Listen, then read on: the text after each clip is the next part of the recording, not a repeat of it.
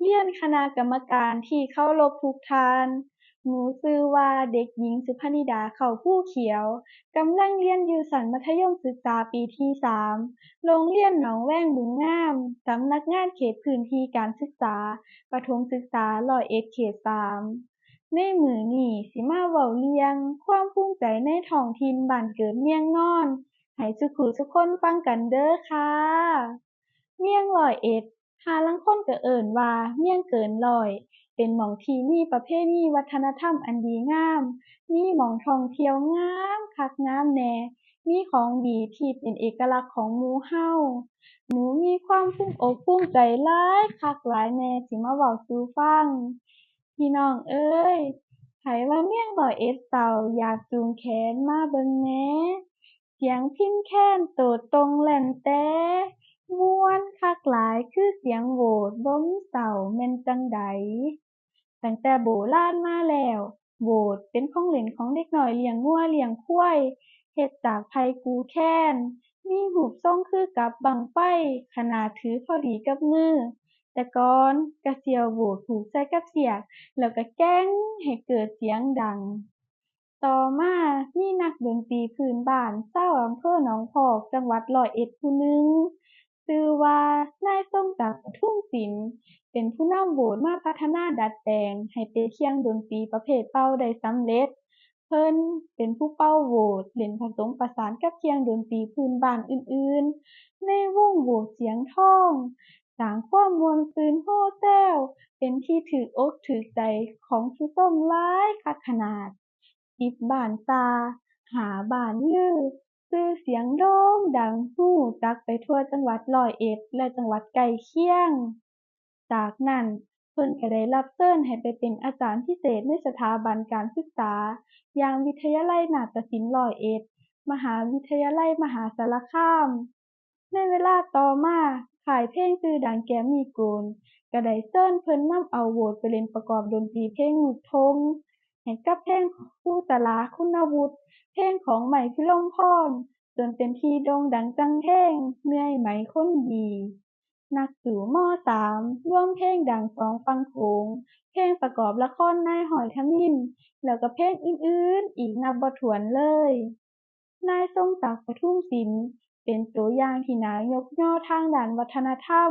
เป็นผู้สืบสานถ่ายทอดเผยแพร่ความรู้ความสามารถ ในการเล่นดนตรีพื้นบ้านอีสานให้คงอยู่มีคุณค่าโยยิ่งเป็นมูลมั่นส่งต่อสู่ลูกหลานสืบไป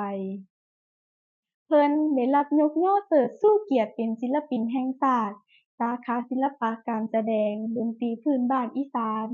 จากกระทรวงวัฒนธรรมอย่างภาคภูมิใจพี่น้องเอ๋ยฟังเสียงโหวดม่วนซื่นแล้วยังมีแนวเฮ็ดสืบต่อ ชาวเมืองร้อยเอ็ดได้ก่อสร้างหอโหวตเอาไว้ให้ได้เบิ่งแยงซั้นแหล้วพี่น้องเอ๋ยหอโหวตเมืองร้อยเอ็ดเป็นหอทรงเรียงรูปทรงโหวตสีทองตั้งเด่นเป็นสง่าแปลกตาบ่ซ้ำแบบไผได้แรงบันดาลใจมาจากเครื่องดนตรีพื้นบ้านประจำจังหวัดร้อยเอ็ดจั่งใดล่ะพี่น้อง หอโหวตเป็นแลนด์มาร์คแห่งใหม่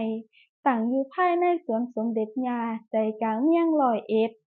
มีความสูง101เมตรเป็นตึก35ชั้นภายในตึกมีร้านน้ำชากาแฟของกินแซ่บแซ่บมีร้านขายสินค้าพื้นเมืองมีพิพิธภัณฑ์เมืองร้อยเอ็ดหม้องเป็นตาเบิ่งคักๆก็อยู่เทิงชั้น31เป็นจุดชมวิวภายในผ่านกล้องส่องทางไกล พี่น้องสิเหลียวเห็นความงดงามของเมืองร้อยเอ็ดได้รอบทิศแบบ360องศาเลยค่ะขึ้นมาชั้น32เป็นอุโมงค์ดอกไม้หม้องบันไดตกแต่งโคมไฟมีซุ้มดอกอินทนิลบกสีม่วงดอกไม้ประจำจังหวัดร้อยเอ็ดเฮ็ดจากคริสตัลแวววาวงามหลายเป็นตาอ่อนช้อนคัก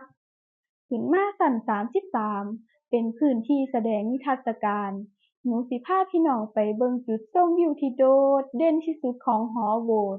อยู่เทิงชั้น34เป็นพื้นกระจกใสสกายวอล์ก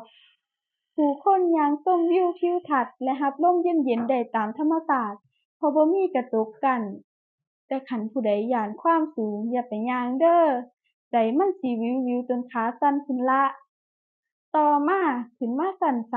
35เป็นหอพระหม้องประดิษฐานพระบรมสารีริกธาตุและพระพุทธนิ่งเนียงมงคลพระพุทธรูปประจำจังหวัดร้อยเอ็ด